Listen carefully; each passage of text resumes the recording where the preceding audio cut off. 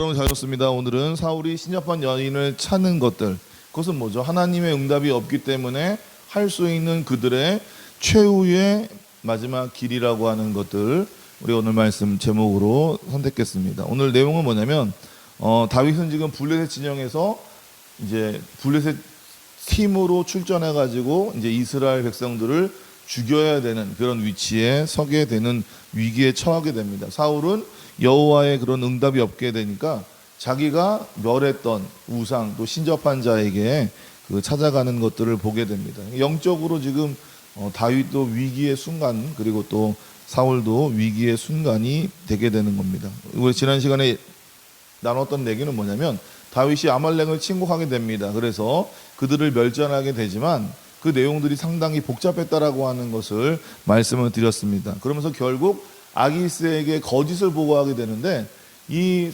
실제로 다윗은 이스라엘의 적대적이고 이스라엘의 그런 출애굽을 할 때에 그들을 괴롭혔던 사람들을 쳤는데, 보고할 때에는 이 이스라엘과 우호적인 곳을, 이스라엘과 연관되어 있는 곳을 쳤다라고 거짓말을 함을 통해서 이 아기스에게 인정을 받게 되는 일들을 벌이게 됩니다. 그렇기 때문에 행동은 정당했을지 모르겠지만 동기는 애매했던 다윗의 이중성에 대한 이야기를 함께 지난 시간에 나눠보게 되었고, 그렇기 때문에 어떻게 되는 거죠? 아기스는 잘못된 생각을 가지고 있는 거예요. 다윗이 평생 자기의 밑에 있을 것이라고 하는 것. 왜?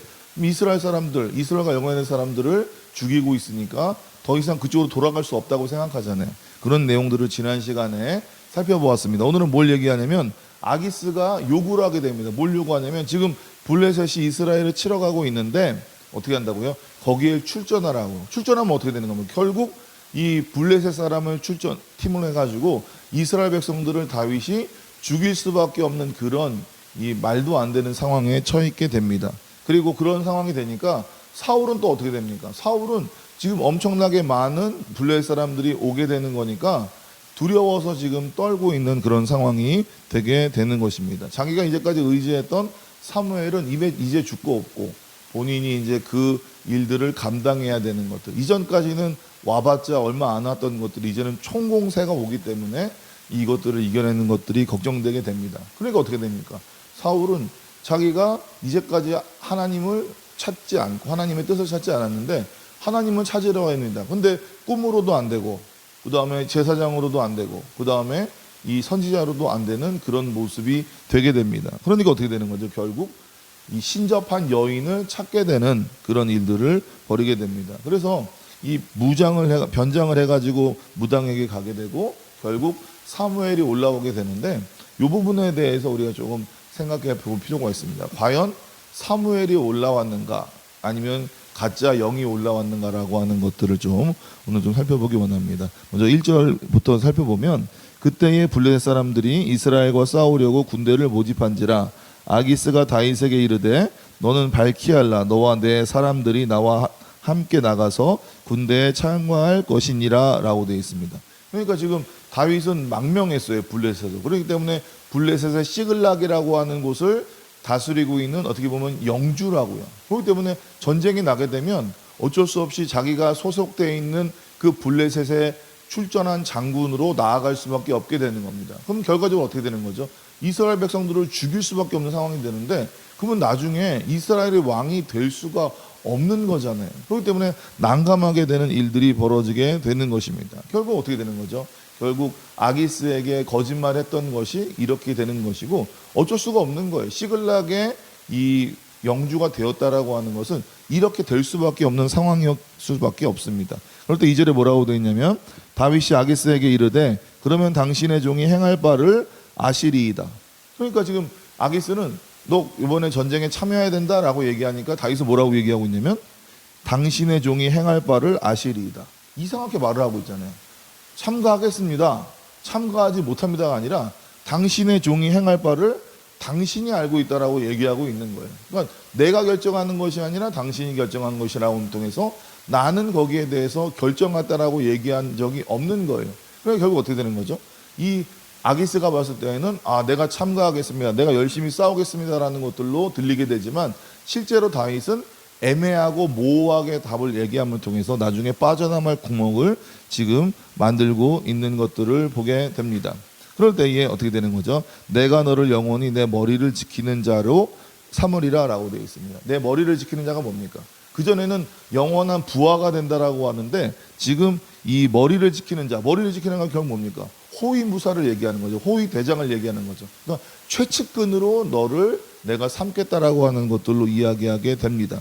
그러면 어떻게 되는 거죠? 점점 다윗은 이 블레셋 쪽으로 빠져들게 되는 거라고요. 단순히 그냥 영주에서 끝나는 것이 아니라 완전한 그의 이 가드 왕의 신복이 되어 볼 수밖에 없기 때문에 이제는 벗어날 수 없는 그런 상황이 되게 되는 것입니다. 결국 29장에서 블레셋 사람들이 다윗을 의심하기 때문에 이 전쟁에서 빠지게 되는 하나님의 은혜를 통해서 다윗이 겨우 벗어나게 되는 것이지, 지금 상황으로는 진짜 이스라엘 사람들을 죽일 수밖에 없는 그런 위치에 놓이게 될 수밖에 없는 겁니다. 그럴 때 3절에 뭐라고 되어 있냐면 사무엘이 죽었으므로 온 이스라엘이 그를 두고 슬피 울며, 이거는 25장에 나왔던 얘기라고요.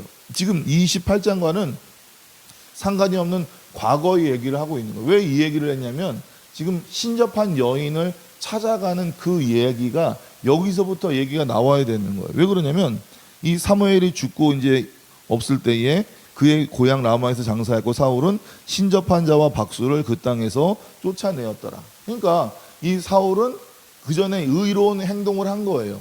박수와 이 신접한 자를 그 땅에서 쫓아냈던 그런 의로운 행위를 하게 된 것입니다. 그러니까 어떻게 되는 거죠? 지금 사울이 물어볼 수 있는 사람이 없는 거예요. 하나님에게는 완전히 길이 막히게 되었고, 그나마 원래 있었던 신접한 자와 박수 있는 사람들에게 물어볼 수 있는데 그들도 사울이 이전에 다 쫓아냈기 때문에 어떻게 되는 거죠? 그 사람들을 찾는 것도 쉽지 않았다라고 하는 거예요. 그럴 때 4절에 뭐라고 되어 있냐면 블레셋 사람들이 모여 수넴에 이르러 진침해 사울이 온 이스라엘을 모아 길보아에 진쳤더니, 길보아라고 정확히 명시하고 있는 거죠. 왜 그럴까요? 31장에 이 사울이 전쟁 길보아산에서 죽기 때문에 그것들을 지금 죽음에 대한 미리 암시를 하기 위해서 길보아라고 하는 지명을 쓰고 있는 것입니다. 그럴 때 이 5절에 뭐라고 되어 있냐면 사울이 블레셋 사람들의 군대를 보고 두려워서 그의 마음이 크게 떨린지라 라고 되어 있습니다. 어떻게 되고 있는 거죠? 지금 마음이 크게 떨렸다라고 하는 것은 언제 썼냐면 골리앗이 그들 앞에 나와가지고 그들을 괴롭힐 때에 그들의 마음이 두려워했던 그 단어와 똑같은 거예요. 그러니까 사울은 하나님을 의지하지 않을 때에는, 자기의 힘을 의지했을 때는 항상 두려워했다고요. 그가 키가 크고 다른 사람보다 귀골이 장대했지만 그의 마음은, 그의 중심은 그렇게 넓지 않았다고요. 위기였을 때 항상 두려워하고, 골리앗이 왔을 때 두려워하고, 블레셋이 공격했을 때 두려워하는 그런 모습이었다라고 하는 거예요. 그럴 때 다윗은 어떻게 하는 거죠? 다윗은 낙담하지 말라고, 오히려 작은 그 다윗이 오히려 더 그렇게 큰 마음을 갖고 있었다라고 하는 거예요. 왜 그랬을까요? 사울은 눈에 보이는 것들을 본다고요. 다윗은 보이지 않는 하나님을 봤다고요. 그렇기 때문에 몸이 오히려 컸던 이 사울은 보이는 것들을 보기 때문에 두려워 떨게 되지만, 다윗은 작았지만 어떻게 되는 거죠? 보이지 않는 하나님을 보았기 때문에 담대할 수 있었던 것입니다. 그런데 6절에 뭐라고 되어 있냐면 사울이 여호와께 묻자오되 여호와께서 꿈으로도 우림으로도 선지자로도 그에게 대답하지 아니하심으로. 그러니까 지금 이 사울은 어떻게 되는 거죠? 아쉽잖아요. 지금 이 전쟁을 승리할지 안 할지 알지를 못하기 때문에 하나님께 묻게 됩니다. 이전까지는 하나님께 안 물었잖아요. 자기가 힘드니까 어려우니까 하나님을 의지하게 되지만 이미 차는 떠난 거라고요. 그러니까 우리는 항상 어느 때든지 내가 하나님께 나아갈 수 있다고 하고, 나는 어느 때든지 내가 마음 먹으면 회개할 수 있고, 내가 어느 때든지 마음 먹으면 믿음을 가질 수 있다고 생각하지만 착각이라고요. 왜 그러죠? 회개와 믿음, 그 모든 것들은 하나님이 주시는 거라고요. 내가 노력한다고 되는 게 아니라고요. 그게 뭐죠? 내가 지금 여유 있게 내가 언젠가는 내가 하나님의 회개를 얻을 수 있고, 난 언젠가는 믿음을 얻을 수 있다고 하는 것은 상당히 교만한 마음인 거예요. 상당히 착각인 거라고. 내가 회개할 수 있을 때 회개하고, 내가 믿음을 얻을 수 있을 때에 얻어야 된다고요. 그런데 어떻게 되는 거죠? 그 기회를 잃어버리니까 하나님이 막아버린 거예요. 꿈으로도 하나님이 직접 계시해야 되는데 그것도 막아버리시고, 우림으로도, 이건 뭐죠? 이 사울이 제사장들을 다 죽여버렸잖아요. 그리고 남아있던 제사장이 우림과 둠밈을 가지고 다윗에게로 투항하게 되잖아요. 그렇기 때문에 어떻게 되는 거죠? 제사장을 통해서도 방법이 없습니다. 선지자를 통해서도 안 되죠. 왜 그러죠? 사무엘이 죽었잖아요. 그러니까 방법이 없는 거예요. 하나님의 뜻을 알 수 있는 방법이 없게 되는 것입니다. 있었던 갓선지자는 어디에 있습니까? 사무엘 쪽에 있잖아요. 그렇기 때문에 다윗 쪽에 있기 때문에 이 세 가지의 방법으로는 하나님 뜻을 알 수 없게 되는 겁니다. 그러니까 어떻게 되는 거죠? 인간적인 방법을 쓰는 거예요. 편법을 쓰는 거예요. 불법을 쓰는 거예요. 사탄 원수마귀를 이용하게 되는 일들이 벌어지게 됩니다. 그럴 때에 7절에 사울이 그의 신하들에게 이르되 나를 위하여 신접한 여인을 찾으라. 내가 그리로 가서 그에게 물으리라 하니 그의 신하들이 그에게 이르되 보소서 엔돌에 신접한 여인이 있나이다. 자기가 박수와 이 신접한 여인을 사들을 쫓아냈잖아요. 쫓아냈다고 하는 것은 결국 죽였다는 걸 의미하거든요. 죽여서 없앴잖아요. 그런데 어떻게 되는 거죠? 근데 지금 그들을 찾고 있는 것들을 보게 됩니다. 그들을 의지하고 있는 것을 보게 되는 거예요. 그러니까 자기가 믿음이 좋을 때에는 하나님의 일들을 행하게 되지만 믿음이 약해지니까 어떻게 되는 거죠? 자기가 했던 그 의로운 행동을 자기가 범죄함을 통해서 행하는 것들을 보게 됩니다. 그럴 때 8절에 뭐라고 되어 있냐면 사울이 다른 옷을 입어 변장하고 그 두 사람과 함께 갈새 그들이 밤에 그 여인에게 이르러서는 사울이 이르되 청하노니 나를 위하여 신접한 술법으로 내가 내게 말하는 사람을 불러올리라 하니라고 되어 있습니다. 지금 누굴 만나고 있는 거죠? 지금 이 신접한 여인을 만나고 있는데 뭐라고 얘기했냐면 사울이 신접한 술법으로 사람을 불러오리라고 얘기하고 있는 거예요. 그러면 이 여인에게는 무언가 능력이 있어요. 그러면 실제로 이 신접한 여인은 죽은 사람들을 불러낼 수 있을까요? 아니에요. 불러낼 수 없어요. 신접한 술법이라고 하는 건 뭘까요? 그들이 가지고 있는 술법, 그러니까 어떤 마귀와 같은 어떤 사탄 원수 마귀와 같은 것들을 통해서 귀신을 불러오는 거라고요. 이해되시겠습니까? 원래 이 신접한 여인이 갖고 있는 능력은 지옥에 있는 사람을 그 영으로 끌어올리는 게 아니라 그 신접한 사람, 이 지옥에 있는 사람과 비슷하게 속일 수 있는 마귀를 보여주게 하는 것이 그 여인이 가지고 있었던 능력이라고 하는 거예요. 기본적으로 지옥에 있는 사람, 천국에 있는 사람을 인간이 어떠한 방법으로든 데리고 올 수는 없는 거예요. 그럴 때 어떻게 되는 거죠? 9절에 여인이 그에게 이르되 내가 사울이 행한 일 곧 그가 신접한 자와 박수를 이 땅에서 멸절시켰음을 아나니 내가 어찌하여 내 생명의 올무를 놓아 나를 죽게 하려느냐 하는지라. 그러니까 지금 이것은 금지된 상황이잖아요. 이런 방법은 왜 그러죠? 이것을 지금 행하는 사람을 사울이 죽여버렸으니까, 쫓아버렸으니까. 그러니까 나에게 그걸 시키는 것은 혹시나 날 시켜가지고 그것을 할 때에 이 사람을 잡아가지고 이 사울에게 다시 팔아볼 거나 아니면 고발할 수 있기 때문에 너가 왜 내 생명을 가지고 이렇게 할 수 있느냐? 나 못한다 얘기하고 있는 거예요. 그러니까 10절에 뭐라고 얘기하고 있는 거죠? 사울이 여호와의 이름으로 그에게 맹세하여 이르되 여호와께서 살아계심을 두고 맹세하노니 내가 이 일로는 벌을 당하지 아니하리라 하니. 그러니까 지금 자기가 했던 것, 자기가 지금 하나님의 말씀을 통해서 지금 신접한 여인과 그 자와 아니면 박수를 행한 사람을 지금 못하게 하고 죽였던 일들을 누구의 이름을 통해서요? 하나님의 이름을 통해서 맹세하고 있는 걸 보게 되는 거예요. 말도 안 되는 거잖아요. 지금 그 하지 못하는 행위들을 본인이 하나님이 하지 말라고 하는 것들을 본인이 막아놨는데 그것을 내가 피해를 안 주겠다고 하면서 하나님의 이름으로 맹세하고 있는 것들을 보게 됩니다. 그러니까 지금 사울의 생각이나 아니면 이 믿음과 신앙은 말도 안 되는 거예요. 지금 말도 안 되게 되는 대로 지금 위기의 순간을 넘어가기 위하여 찾지도 않았던 하나님께 여쭤보기도 하고 하나님의 이름으로 맹세하는 그런 일들을 벌이고 있는 것입니다. 그럴 때 11절에 뭐라고 되어 있냐면 여인이 이르되 내가 누구를 내게 불러올리랴 하니 사울이 이르되 사무엘을 불러올리라 하는지라 라고 얘기하고 있습니다. 그러니까 뭐라고 얘기하고 있는 거죠? 사무엘을 올려달라고 얘기하고 있습니다. 그 전에 어떻게 됐습니까? 사무엘과 완전히 끝났잖아요. 그러면서 사무엘과 교류하지 않았잖아요. 근데 자기가 아쉬우니까 사무엘을 올려달라고 하는, 살았을 때는 사무엘을 더 이상 부르지 못한 그런 이 사울이 죽은 사무엘을 불러달라고 얘기하고 있는 것들을 보게 됩니다. 그럴 때 12절에 뭐라고 되어 있냐면 여인이 사무엘을 보고 큰 소리를 외쳐 사울에게 말하여 이르되 당신이 어찌하여 나를 속이셨나이까 당신이 사울이시니라 라고 얘기하고 있는 거예요. 결국 지금 뭘 얘기하고 있는 거죠? 왜 나를 속였느냐?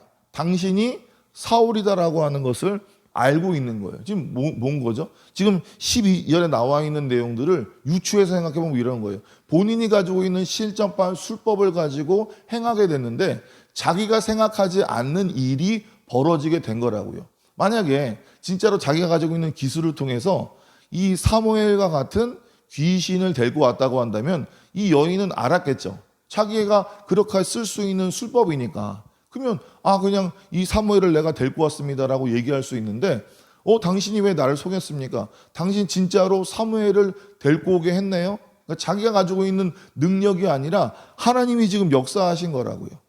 자기도 지금 자기의 술법을 사용했지만 실제로 사무엘이 올라온 거라고요. 이제까지 자기가 그렇게 할 수 없는 것들을 본인이 알았음에도 불구하고 그런 일들이 벌어지게 되니까 실제로 이 여인이 놀라고 있는 것들을 보게 됩니다. 그러니까 이 일들은 특별한 일이라고요. 실제로 지옥이 이 사무엘이 올라오게 된 거라고요. 이게 되시겠습니까?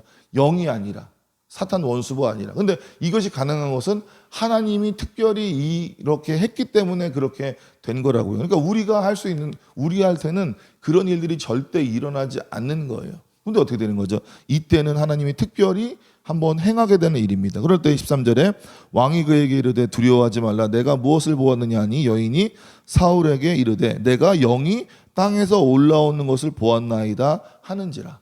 그러니까 이 여인이 뭐라고 얘기하는 거예요? 자기가 영이 땅에서부터 올라오는 걸 봤대요. 자기는 이제까지 어떻게 했습니까? 그냥 귀신들을 오게 해가지고 사람 속여가지고 그냥 그렇게 했는데 어떻게 하고 있는 거죠? 진짜 땅에서부터 올라오는 것을 보니까 이 여인이 깜짝 놀라 있는 거예요. 두렵고 두려운 상황이 되는 거예요. 자기가 이제까지 한 번도 행하지 않았던 일들이 일어나게 되는 것입니다. 그럴 때 14절에 뭐라고 되어 있냐면 사울이 그에게 이르되 그의 모양이 어떠하냐 하니 그가 이르되 한 노인이 올라오는데 그가 겉옷을 입었나이다 하더라.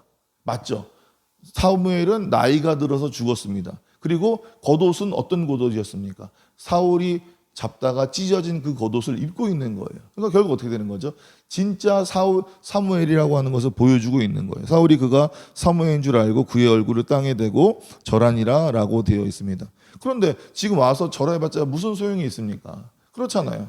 죽어 있는 사람들, 결국 죽은 사람이 올라온 것이고 그걸 다시 그가 환생하는 것들도 아닌데 그런데 어떻게 하고 있는 거죠? 워낙 아쉽고 그리고 워낙 이런 상황이기 때문에 사무엘을 보자마자 땅에 엎드려 절하고 있는 것들을 보게 되는 것입니다. 실제로 그 전에 사무엘의 말을 듣고 하나님의 말씀을 듣고 그거 순종했다라고 한다면 이렇게 신접한 여자를 찾아가지고 와가지고 이런 행동을 할 필요가 없었다라고 하는 거예요. 근데 어떻게 하고 있는 거죠? 자기가 아쉬우니까, 자기가 감당할 수 없으니까 이러한 일들을 행하는 것들을 보게 됩니다. 오늘 말씀에서 이 내용들을 통해서 우리가 정말로 기억해야 될 것들은 아까 전에 잠깐 얘기했듯이 지금 여기서의 상황들은 상황적인 정황을 봤을 때는 실제로 사무엘이 영으로서 올라왔다라고 하는 것들로. 근데 그것은 실제로 우리에게는 불가능하다라고 하는 것들을 기억하시기 바랍니다. 근데 어떻게 되는 거죠? 하나님이 이 한 번을 위해서 역사하셨고 이 신접한 여인도 그러한 일들이 일어나지 않았기 때문에